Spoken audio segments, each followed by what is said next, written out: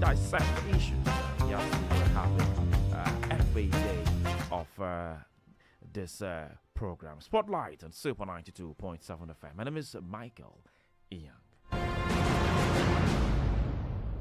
All right, Spotlight today. We'll turn the sport into the Armed Forces Remembrance Day. Yes, you know that on January 15, 2025, Nigeria observed the Armed Forces Remembrance Day, a solemn occasion dedicated to honoring the sacrifices of military personnel who have defended the nation's sovereignty. And also, the central ceremony took place at Eagle Square in Abuja with Vice President Kashim Shatima representing President Bola Tinubu leading the wreath lane to pay tribute to the fallen hero. I mean, a very good one. They're always remembering our fallen heroes. But in a significant move to support the families of deceased soldiers, we had Kogi State Governor Ahmed Usman Ododo had announced the provision of free health insurance for widows of fallen heroes residing in the state. Also, the initiative aims to alleviate the hardship faced by these families and underscores the government's commitment to their welfare. Also, honoring the past years, the president in the mood, like Eagle Square, Niger capital, was a suburb and a reflective stance to honor the unmatched patriotism and sacrifices of fallen heroes on the occasion of the 2025 Armed Forces Remembrance Day. Still talking about the Armed Forces Remembrance Day, widows of fallen heroes to get free health insurance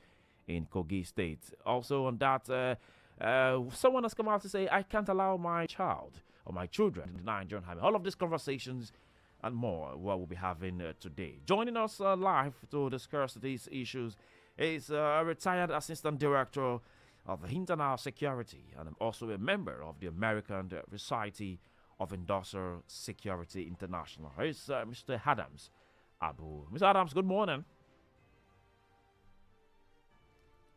Mr. Adams, can you hear us? Yeah, good morning. Yes, good morning. Welcome to the show. It's my pleasure to be with you this morning. Yes, I mean, the Armed Forces Remembrance Day, we will say a very, very big one. Also, a very big round of applause to the Nigerian military, who is be at the forefront, in all of this crisis issues, insecurity issues ravaging the country. First of all, I mean, what will you say to them? What will you say to the armed forces, the military, who has been at the forefront, sacrificing their self to making sure that the country is united? Perspective. Nigerian Army that we know today was created in 1863 when it was when Lagos Constabulary was established by our colonial masters. In 1869, it became a Southern Constabulary. And of course, the Northern Constabulary, which was the Northern Army as at that time, was established in 1819. But when Nigeria was amalgamated in 1914, the two regiments were merged into the Nigerian regiment.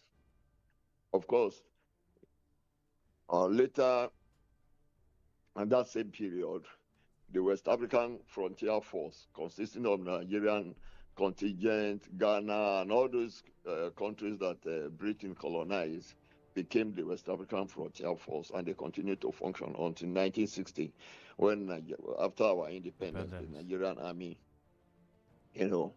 became what it is today. Of course, out of that, other forces, the Air Force and the Navy, came out of these organizations, even the police.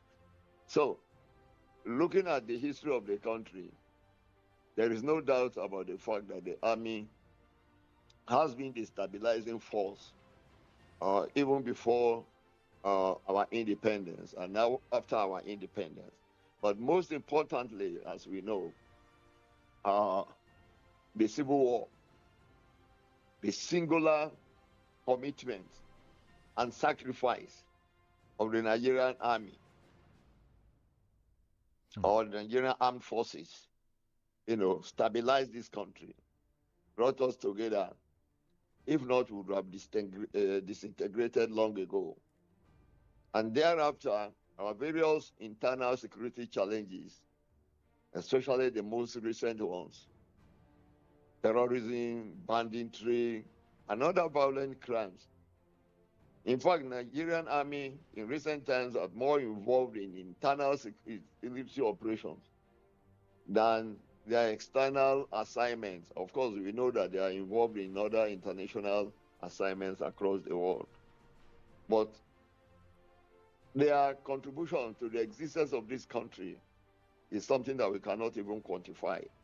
And so let us give them kudos for what they have been doing all these years. Yeah, a very big one, a very big kudos to them. But sorry to come in. I mean, the primary assignment of the Nigerian army or the military, is it external or internal?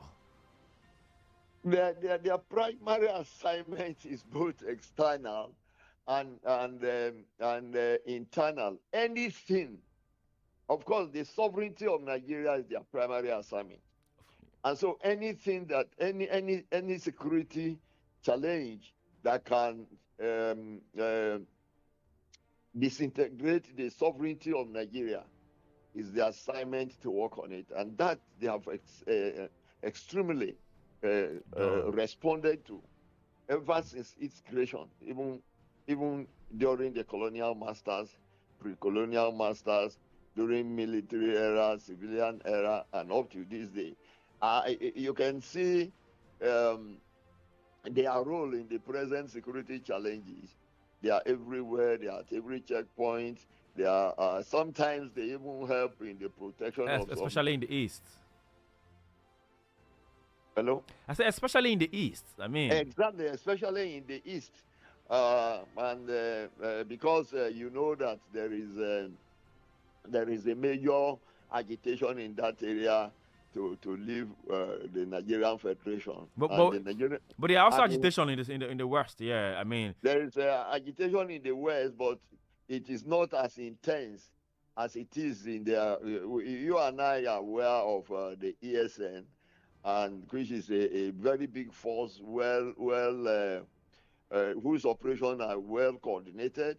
Massive resources available to them. You can't compare them to the agitation, for instance, in the southwest by the Oduduwa Nation and all the like. Yeah. So that is why that side is more but some will say it's like an ethnic, biasment. Why? So several top eastern stakeholders had called on the president to probably reduce the number of this army checkpoint in the east, because there's been a lot of complaint that, I mean, there's so much of this army checkpoint in the east. I mean, when you travel by road, those that have traveled by road definitely can tell, how many checkpoints we have on the roads going to the east. But it's not like that in the west, yeah. Exactly, it's not like that in the west. Do you have sit-at-home orders in the west? Do you have a standby force that is attacking its own citizens as they have in the east, in the west? You don't have such things. So the west is more peaceful, very peaceful. Even the west is now more peaceful than certain northern parts of the country because of terrorism and banditry. So if it's because they don't travel to those parts of the north where you have these security challenges. That's why they said the checkpoints are more. Someone was saying something. If you leave the east free as it is in the southwest, you can wake up one day and discover how many hundreds of thousands would have been killed by those forces. Someone was saying something one day that, I mean, in the west, yeah, a military man can just wear his uniform and probably, board a bus and go somewhere, or just go about.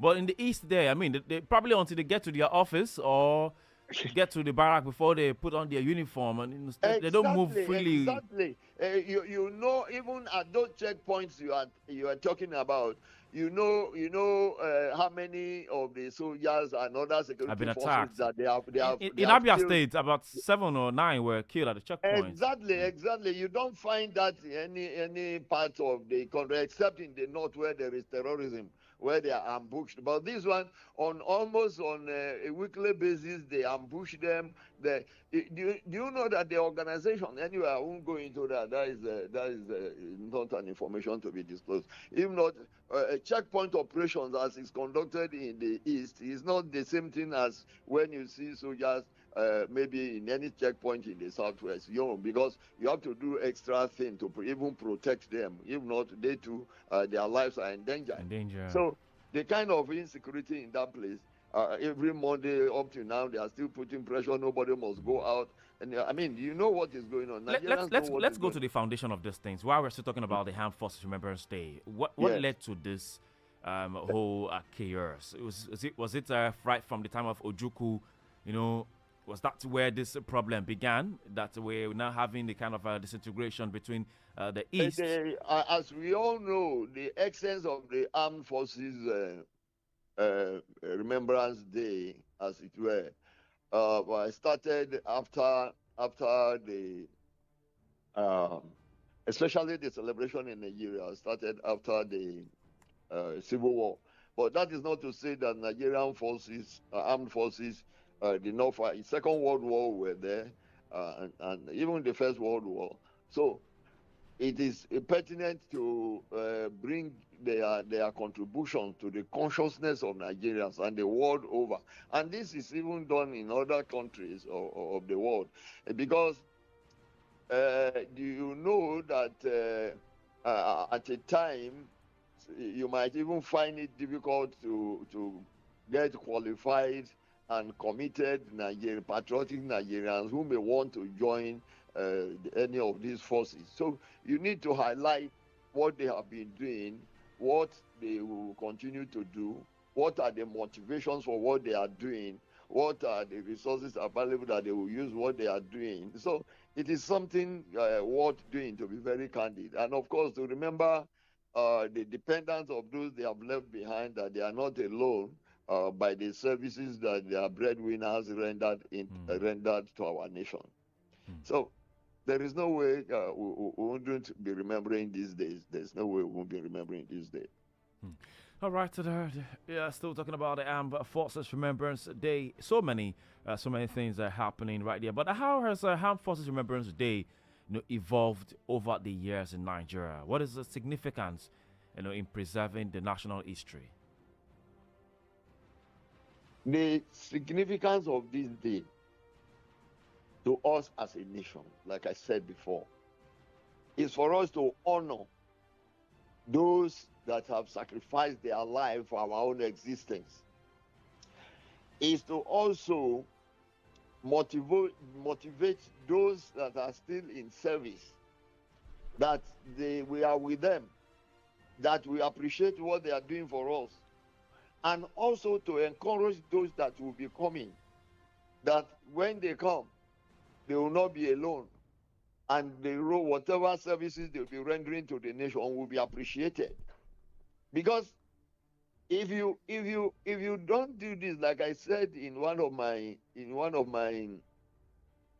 programs, I don't know whether it's on this medium, that if you see the terrorists in the north, they find it easier to even recruit people into their own forces than we can recruit into our own armed forces. Why is it Because so? at a time, some were demoralized by what was happening, by the kind of support we give them, by the kind of not necessarily the national support, by the kind of encouragement that we give them. Yeah, there was a time. Sorry to come in. There was a time I heard about. At a time, so you need occasions like this to reassure those in service, and reassure those that will be coming that they are not alone, and that we will do everything we can even we as citizens, ordinary citizens, to support them wherever we should, and then we Is will that also enough? encourage, we will continue to pressure government to do the needful for their proper Welfare. exactly. Hmm. Talking about funding, I mean, a 70, a very old man, 76 year old man, I must say, had who actually to be a Civil War veteran, had expressed his reluctance to encourage his children to join the Nigerian military, citing inadequate post-service welfare and unfulfilled promises like unpaid war bonuses and pensions. I mean, he's talking from experience. Said that he wouldn't even allow such. Why do you think someone who had a veteran like that, would say such? I mean, there's something there that probably we Nigerians need to know about that is not right and need to be done. Yeah. You see, this is part of the thing that I said before. There are certain things that happened to either those that sacrifice their life for our own living, or and those that are still in service.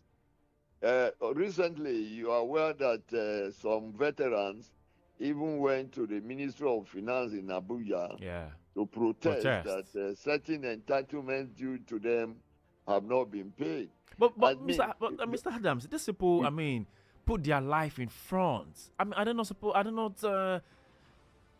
Do they have access to these welfares, these pensions, this money? Yeah, I think what is happening is that of the bureaucracy that we have in this part of the world. It affects so many things. It affects our development. And you can see it now playing out when it comes to the welfare of our fighting forces.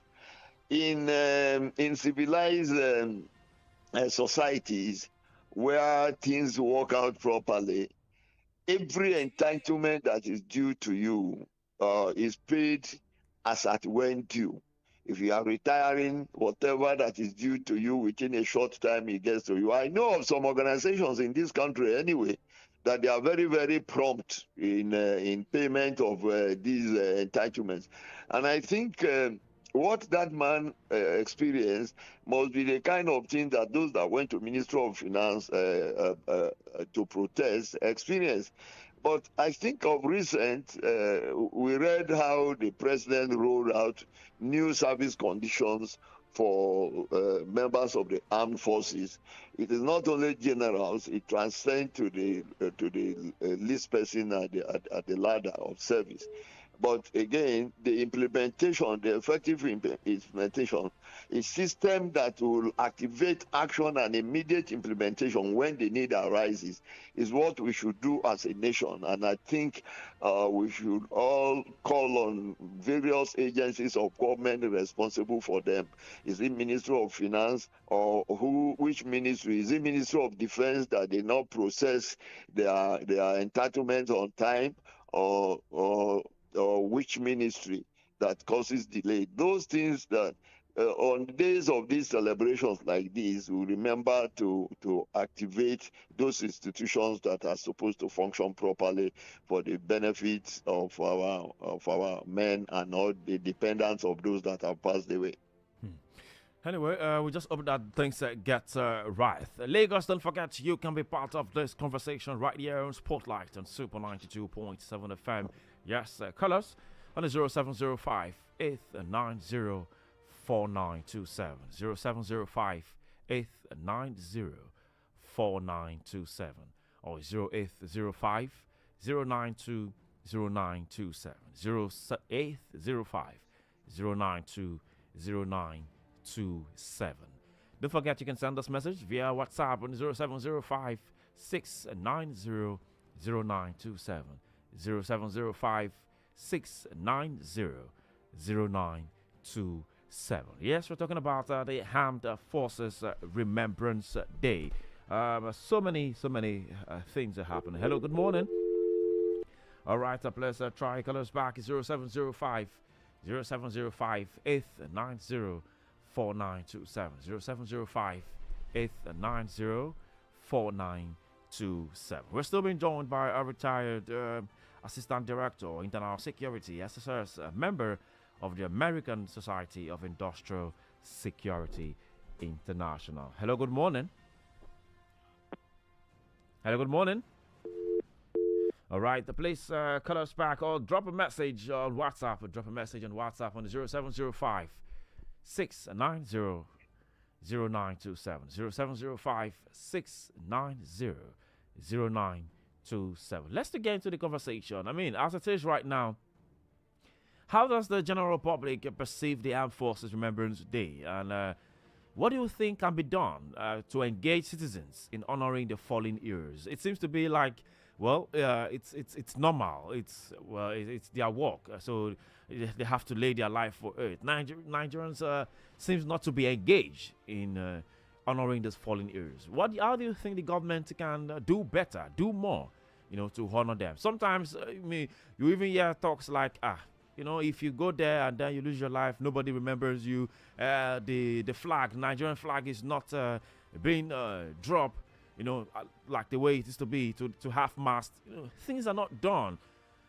I mean, these conversations I've had some military men who will say, see, I mean, if this thing happens to you, just know that, life goes on. Not even respect, like maybe the flag, Nigerian flag being dropped to half-mast, things like that. How do you relate to this? You see, let me give a typical example of a particular country I may not want to mention, but one of these advanced countries. If you travel to those countries, I have a particular experience. In an airport, there were some servicemen, soldiers. The airport authorities first called the soldiers to board first. Not even the man that has a first class ticket was allowed to board before soldiers. In our own country. Well, it's most unfortunate first that I think the trending thing is how the much you can be lawless in our country. Is it lawlessness, or is about the act of this? Let me use the word. See finish. Yes. We are not even disciplined to respect our own law, and so that is why we even find it difficult to respect our fighting forces. In our country. But we need to do better because we cannot do. They are the last hope of the defense of the sovereignty of this country. They are the last hope. If there are internal security, there are police actions. Even if there's going to be, God forbid, any war, there's yet police action, and then finally there is a military intervention. So we cannot do without them, and we must cultivate that culture of respecting them. And like we said, government at all levels must also live to their bidding by whatever it is that is the welfare, that is the package, and of course, regularly we should look at the economy and be increasing whatever welfare package that is due to them. In fact, for the citizens, I have seen, of course, there are some exceptional Nigerians. I've seen some Nigerians that reach out to the widows and the children of our fallen heroes in the way of assisting in their area of education. And some NGOs do that too. To show gratitude. Citizens can do that on their own, those that can afford. These are some of the things that we must do to encourage people, because like that man said, his fear is that if his son, serves, and at the end of the day, or maybe something happened to him in the war front, he has 1 or 2 kids, and again the entitlement does not come on time, he's already old, he doesn't have the means to train his grandchildren, he will feel extremely very bad. So, and that was what I said earlier, every system must be activated, that whatever that is due to either the fallen heroes or those that are serving should come to them on time so that people don't, not just only soldiers, all those in the security forces in this country. That is what is done across board in other nations of the world. Well, they said that the Armed Forces Remembrance Day will be a painful reminder, of their husbands' sacrifices. That's talking about this. The Armed Forces Remembrance Day, the 2025 Armed Forces Remembrance Day, and the widows, are saying this one, the fallen heroes widow, and they're complaining bitterly about welfare, that they are being neglected, they're being forgotten, and this, takes me to, saying that I've heard and I've seen people talking about the fact that when they want to get married, I mean, as a soldier, as a military man, sometimes when it gets to that level, they feel like, okay, I don't want to. Some women even back out due to the fact that they say, oh, they can't cope. That when something happens to their husband now, they are being neglected. Well, I've heard. I mean, that some military people have had complained about that. When they get married to a military man or a soldier, which I mean, it's supposed to be pride. But then the aftermath is when things happens like this, at the war front or anything, they are being neglected.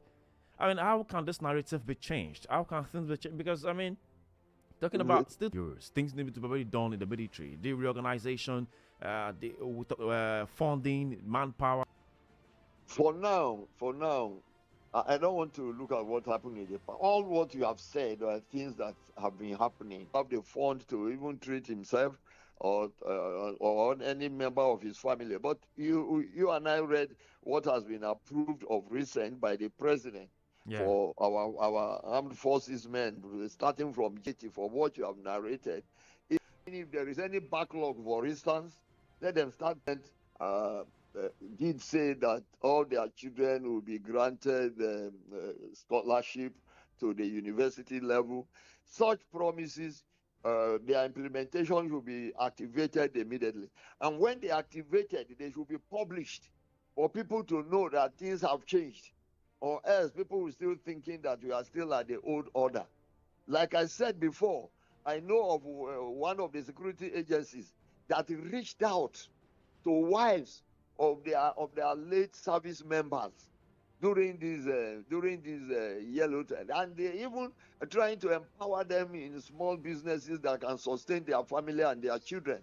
So such things should be implemented across board.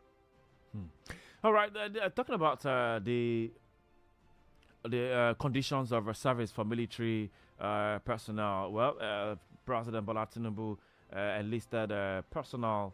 Condition of service for officers and enlisted personnel in the Nigerian armed forces. Well, so many things were being administered here to boost their morale and enhance operational readiness of Nigeria defense forces. We talked about review every 5 years. Regulations are supposed to be reviewed every 5 years on the condition of management of the armed forces. Said that has been done, and then also better welfare and morale boost for personnel. So many things were enlisted right there. We talked about offering up to 1 million naira to attract followers, recruiting local youth through financial incentives up to 1 million naira. I mean, there's so many talks here, but quickly let's open the phone lines. So we can make this conversation and ask questions. So we'll have right here our Director of Internal Security, 0705 890 4927. 0705 890 4927. Also, we have 070 0805 092 0927. 0805 092 0927. Let's go giving deeper into the conversations as it is right now. It is right now. I think what has been rolled out now, if they are immediately implemented, they are enough to encourage people. They are enough to build confidence. They are enough to motivate people. But again, we as citizens, you know that during this for the dependents of the fallen heroes, what I want to add, I know of very many institutions that on annual basis, and some of them have even taken some responsibilities constantly, to the rendering to these families and so on. So we should show appreciation by making contributions to such funds, by supporting them in whatever way we can. Even apart from the funds, we can pick some of our neighbors, those that we know that we can assist by granting their children scholarships. Those that are in the places they can offer them job. We know how the rate of unemployment today. And if you see a retired person, maybe he has about 3 or 4 children before he passed on. The mother struggled to educate them, but at the end of the day, there is no job. So if you have anything to empower them, whether by giving them job, please, we should reach out to them, because all these will show that we appreciate them, and others can be greatly encouraged by it. Well, there are reports here the terrorists had reportedly ambushed soldiers and civilians on a mission to recover corpses of 40 farmers killed at Dumba in Baga, Kukawa local government area of Borno State. Security local sources said that ambush was laid by the ISWAP fighters on Tuesday. They said that a specified number of soldiers and 54 joined the civilian forces comprising hunters, vigilantes, and members of the Civilian Joint Task Force were still unaccounted for. I mean, how do you see? Someone has one time said that the kind of weapons that's being used to fight this ISWAP right there in the northeast are not sophisticated enough. Do you agree, or do you think more needs to be done by the government to make sure that all those things are being clamped down? Yes, thank you very much. We have been talking about armament. If you look at that incident,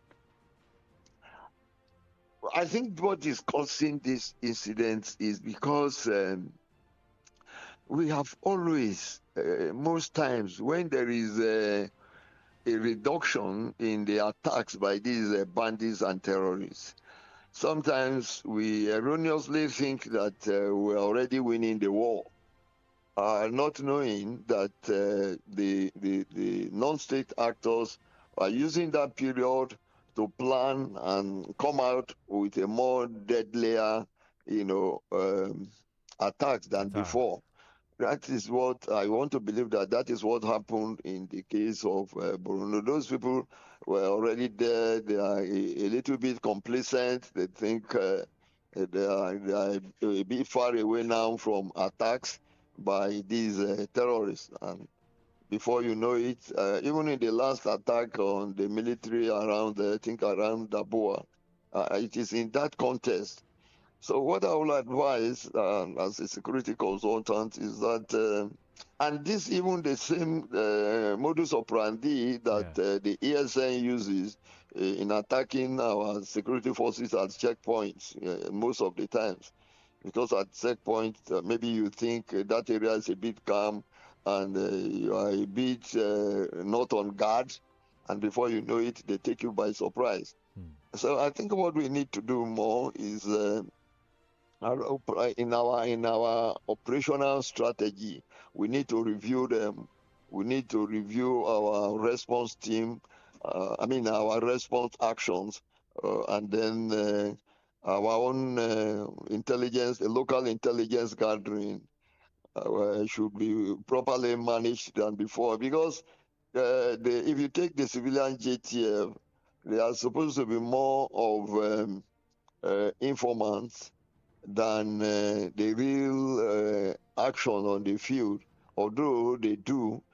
But I think we need to look at how they operate again with our fighting forces and devise new strategy. For armament, yes, we have been, I think there is an improvement from what we read and our own interactions with the members of the forces, that there's an improvement, but we don't need to relax now. And we should also have in mind, I've always said, we should have in mind that we are fighting war. Because At the rate they increase, at the rate they recruit, at the rate their own fighting forces increase, our own fighting forces population does not increase at that level. So having a better firepower and having well-trained, personnel more than them. Certainly, I know we have more training more than them.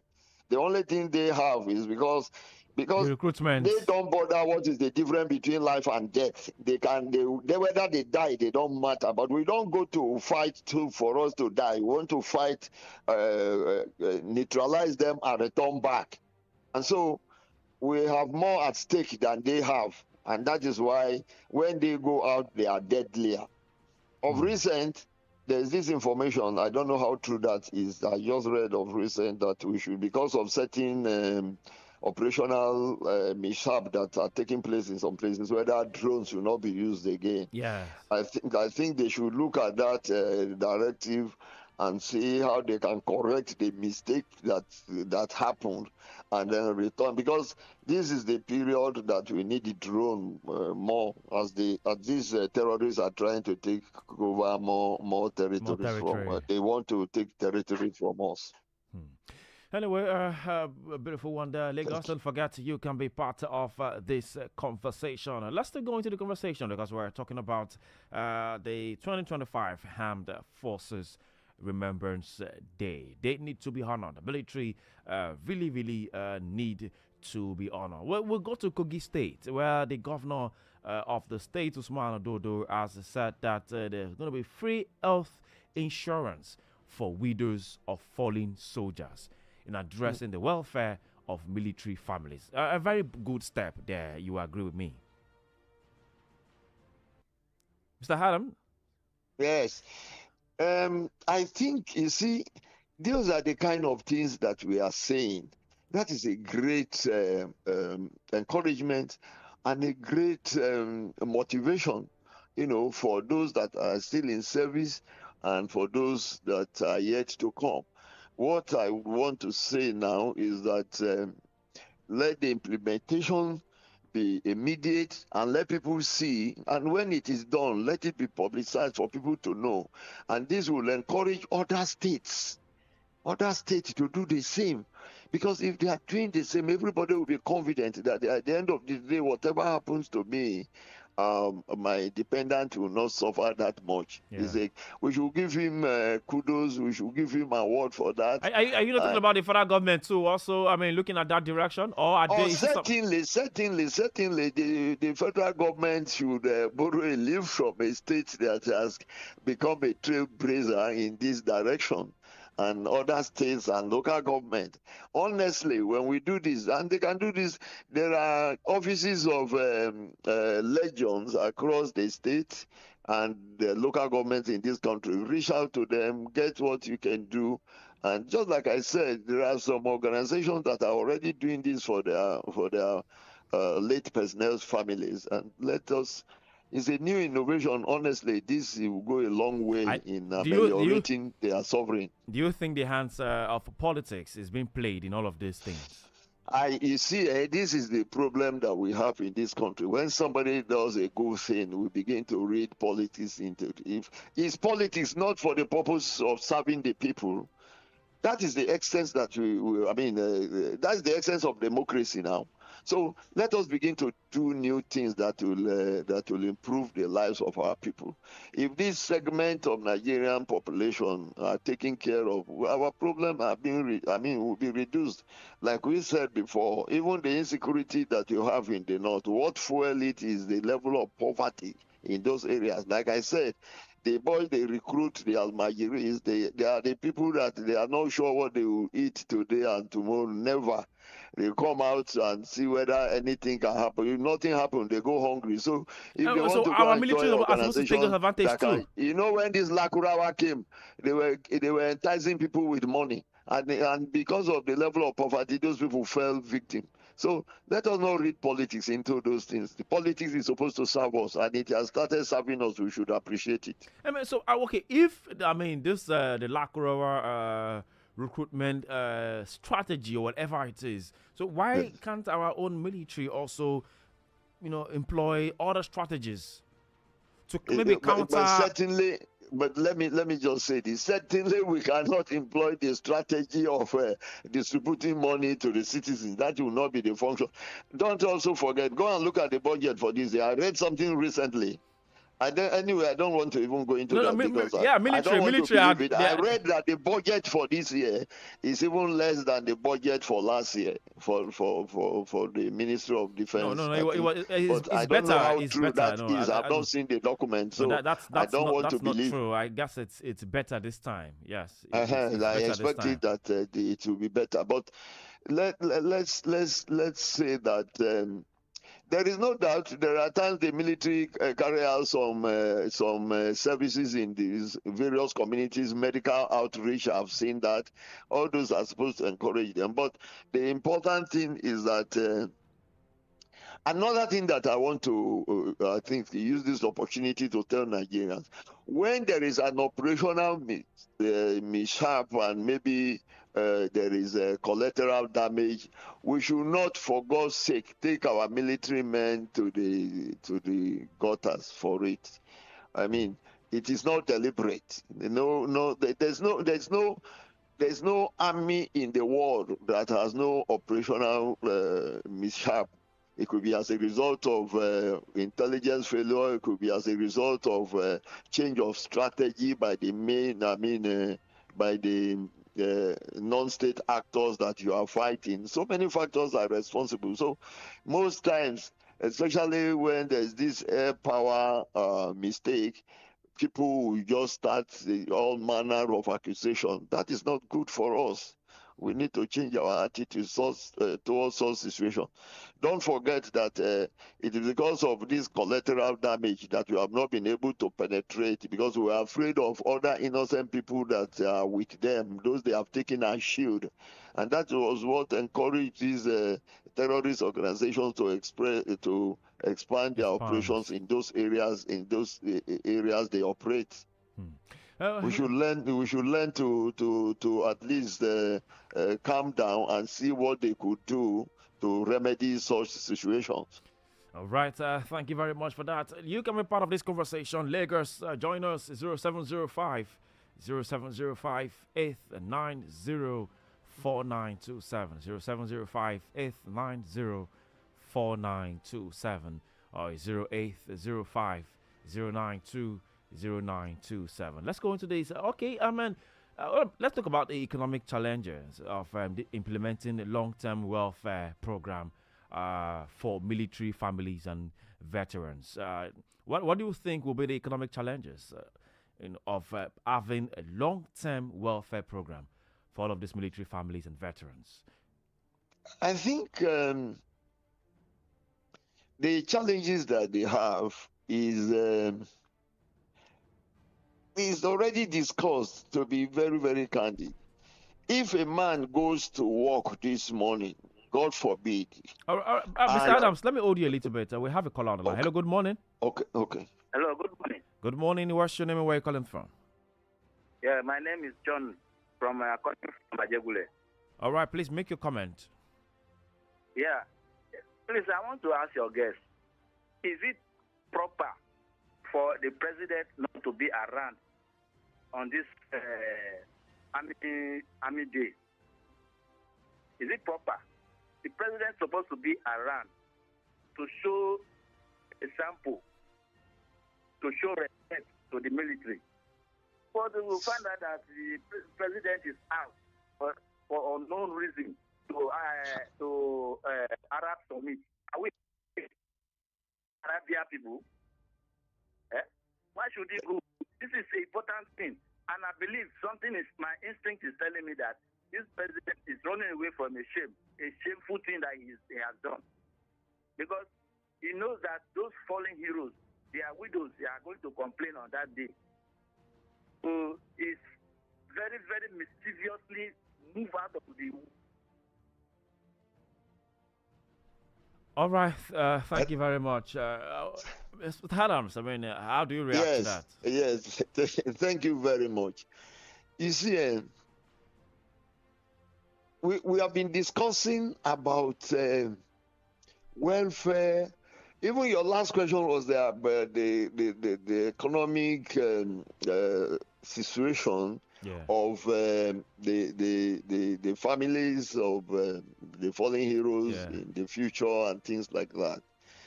The fact that the president is not in the country for this day does not reduce his commitment. Is it not the same president for the first time what he has approved for the military, even during military era, when their personnel were ruling this country, nobody offered such Jewish welfare package for our security our military men and I know by implication the security forces of this country. So, and the president knows better than all of us the importance of what he has gone to do for the country, for all of us to be. I'm not a spokesperson of the person, but that is my understanding. Because he's, you say he's running away. How does that even happen? If the president is there, will anybody come there to attack the president because he's there on this, or they want to speak that he will not hear? Those are these for me. These kind of allusion, they are trivial to the national cause that we should be looking at, the overriding cause. Even if the president was there, he was fully represented by his vice. And the whole nation stands for it. All of us stood still for our fallen heroes. So, for me, that is, I want to say, is a non-issue. But the important thing, like I said before, what the president has approved for our men, let us see the immediate implementation now. Let there be release of funds for whatever that people are demanding that cause them to go to Ministry of Finance in Abuja and things like that. And if they are not entitled for those things they are agitating for, let there be a clear, indication to people and let them know that, so that their hopes will not be built on what is non-existent. I think that is what is important. All right. Thank you very much for clearing that facts there. And the benefits that has been enlisted, the president has signed one bulletproof XUV or equivalent vehicle to be maintained by the service and to be replaced every 4 years. Yes. One Peugeot 508 or equivalent backup vehicle. Lieutenant generals and their equivalent will receive $20,000 annually for foreign medical treatment, with higher allowances for the Chief of Defense Staff and Service Chief. We also have other ones for senior officers. The Lieutenant Generals and equivalent, they are entitled to 2 Hilux vehicles or 1 Land Cruiser, along with $20,000 annual medical treatment. 2 cooks, 2 stewards, 4 residential guards, and 2 drivers. Also, for retired generals, they will also enjoy benefits of domestic aids, which is cooks, stewards, and gardeners. They have a benefit of residential guards and personal assistants. We also have a package for senior officers, including major generals, brigadier generals, and colonels.